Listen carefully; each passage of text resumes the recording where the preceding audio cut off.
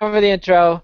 The magic is happening. Hola, MMA aficionados. This is Kid Nate. And once again, Eugene S. Robinson, the inevitable, blah, blah, blah, blah, blah, blah. And as a special treat, the one throwing me off the excitement because we've got an MMA three-way. It's not just a care don't care with me and crusty old Eugene. We've got some young blood in Crusty here. old, fuck you. Dallas Winston. Dallas Winston is here. At least I didn't call you uppity this time, Eugene. Uppity, you'd gotten lots of letters with uppity. I know. I wouldn't want to do that. I would never do that.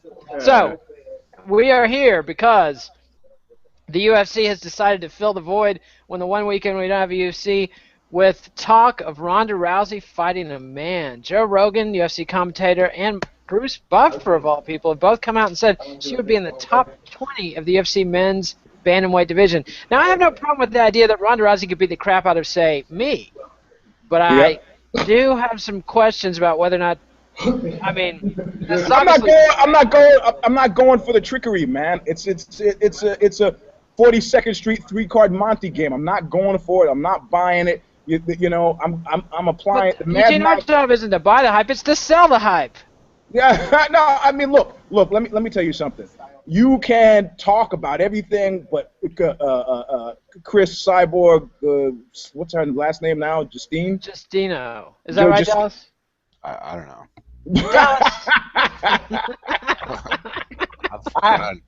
Where am I? I mean, you can talk about everything. You can talk about everything, but as far as I'm concerned, that's the only talk I'm hearing. I'm not. It's like Charlie Brown's teacher. It's all bullshit. Well, Ian McCall is calling her out. Garbage. You know, nobody wants to see a dude punching a woman in the face on TV. Like, well, maybe not nobody, but you know what I mean. It's not a real sporting event at that point. No, although it would have some cultural currency. I mean, remember the Billie Jean King versus what was that sexist pig that she humiliated on the tennis court? Yeah, and I love that. I love that. Was it Bobby Riggs? That's right. It was Bobby Riggs, and I was pulling for Billie Jean King the whole way on that. And he had beaten a friend of hers before, who was a I can't remember the noteworthy tennis star he had beaten before that. He just got inside her head. So Billie Jean King had something to prove. And Ian McCall, I give him credit for being first in line on that thing. But you know, this is something serious people don't do, man. No, this is just hype because Ronda Rousey's cleaned out the division after Kat Zingano's, pathetic performance. They've got to have something to talk about Ronda Rousey so they can compare her to Mike Tyson. But I think that this idea of talking about how she would do against men, even though they're not ever going to do it, it's got a little cultural currency. I mean, you got women in combat, you got women trying to fight people on World Star Hip Hop. I mean, you know, it's something that's going on, and I'm interested in it. But the big question, like you said, Eugene, the elephant under the bed is Cris Cyborg, the woman who probably could beat up most of the men in the UFC men's bantamweight division. Wants a piece of Ronda Rousey, and they are putting more hurdles in front of her. Dallas, you have to talk now. Hi. Hi. You guys were alive. Dallas, let me tell you about that guy. He hadn't done that meme in a while. It's been a while. Well, first of all, it's smart for the UFC to do. You like my equipment here? I think we need to. I think you need to buy a new set of headphones, dude. I think I'm due for a refurbishment. I think it's smart for them to do because it's going to get us talking, especially about a fighter and a division where it seems like there's not a whole lot else to talk about. You know, I mean, it's a true, tribute to Rousey's talent that we're relegated to talking about her fighting dudes. I don't think it's that far out of the. Usually, this always happens like when you talk about Bellator fighters or fighters outside the UFC. And you think, can they hang in a certain division? The first thing people do is talk about the champion and the top two contenders. And, you know, no way, that's not happening at bantamweight or flyweight. But I was just looking at the UFC roster, and there's some cats I've never even heard of on there, that like 4-2 records, 4-0. I think Rousey would have a fighting chance, literally. Like, yeah, but you know, it's just we're seeing competing narratives on how to gin up the fight that everybody ultimately. I mean, Pacquiao Mayweather is. I'm going to make the bold claim that Ronda and Cyborg is a Pacquiao, you know, Mayweather, and they're trying to gin it up. I mean, why else would Cyborg tweet out a picture of her standing on a scale at 170? Why else would she do that? You know, I mean, so then the UFC is like, well, Ronda will fight a guy. I mean, they're all trying to I mean, they have different ways to No, get wait, to I the need same to, place. why would Cyborg explain that to me? Why did Cyborg tweet out a picture of herself weighing 170? That I don't buy it. I don't fucking buy it either. I see her feet on the scale. I see the number on the scale. I don't know But what what she's is the got in her point? hands. What does that accomplish for her? Well, it adds this kind of dramatic veneer to, is she, 135, she lost all this weight, plus it pre-excuses a possible loss, It's like, yeah, okay, you tried to lose 35 fucking pounds and fight, So, but it's supposed to build drama. The UFC is decide to, let's float balloons about Ronda fighting guys, maybe until Holly Holm is ready. Holly Holm will never be ready, let me tell you that, Right. Dallas, you agree with that? Is Holly Holm never going to be a threat to Ronda? Never ready for prime time. No. Yes, I agree with that. Yeah, I did too. Mostly due to her skill set, though.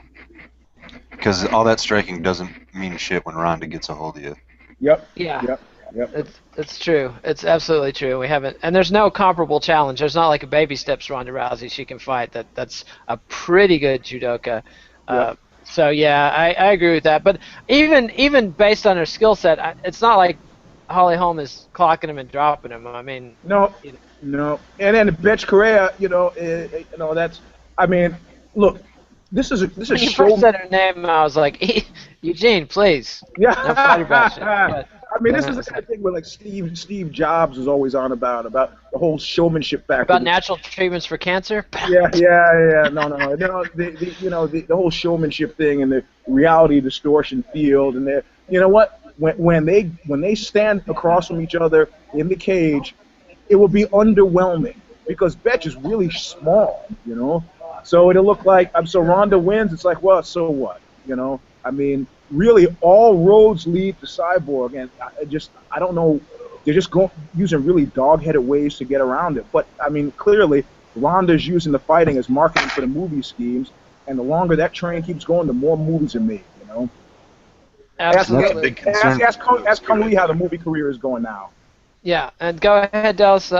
You're about to make that. Well, that's got to be a big concern for the UFC right now because if you're Ronda, based on everything we've been talking about, there's no looming challenge, nor literally none on the horizon, which is going to lean her towards Hollywood, which has got to make the UFC nervous.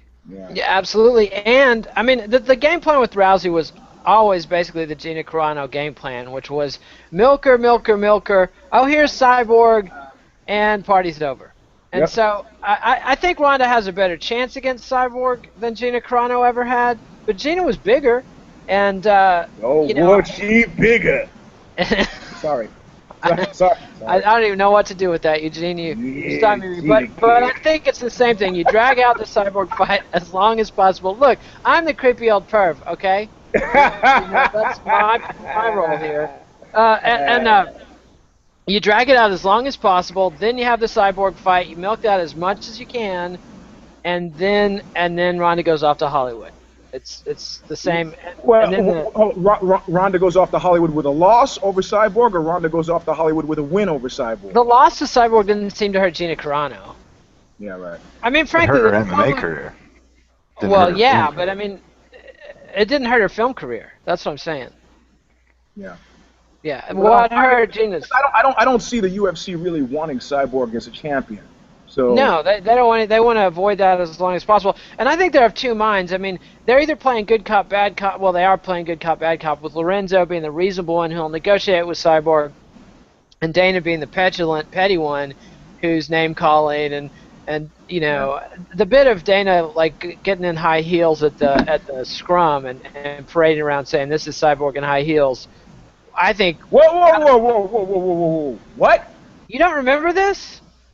Dana White put on high heels? I'm not sure if he put on high heels or if he just got on his tiptoes and paraded around and said, this is what Cyborg looks like in high heels. Like he was calling her a drag. What? That's pathetic. Did you see this video video online? It was in a scrum. It was at a media scrum. Everybody had their cameras on. You don't remember this either? There's video of this. You don't remember this, Dallas? Nobody remembers this but me? I don't. You guys call yourself Journalist of the Year would know this. Oh, yeah? I bet he wouldn't.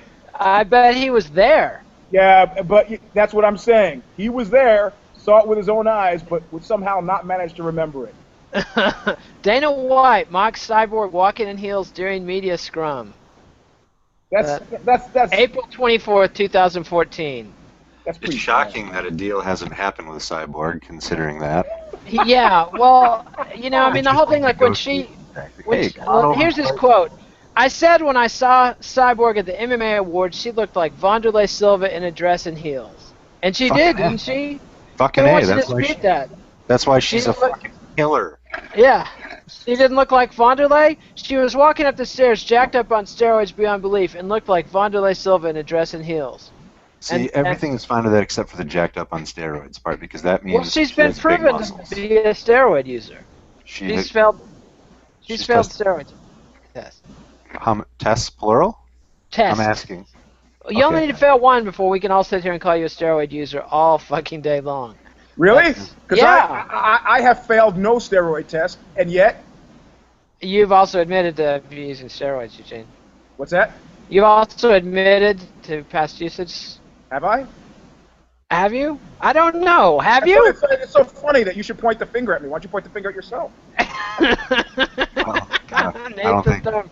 Nathan Thurm, baby. Nathan Thurm. Nathan Thurm. We're making old Saturday Night Live references. You're too young for Dallas. I just figured that. I didn't even have to ask. No explanation.